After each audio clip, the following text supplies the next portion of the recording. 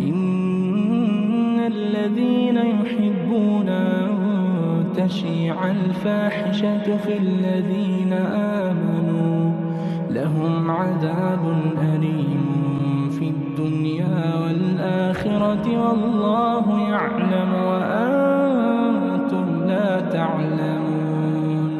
ولولا فضل الله عليكم ورحمته وأن الله رؤوف رحيم.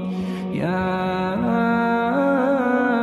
أيها الذين آمنوا لا تتبعوا خطوات الشيطان ومن يتبع خطوات الشيطان فإنه يأمر بالفحشاء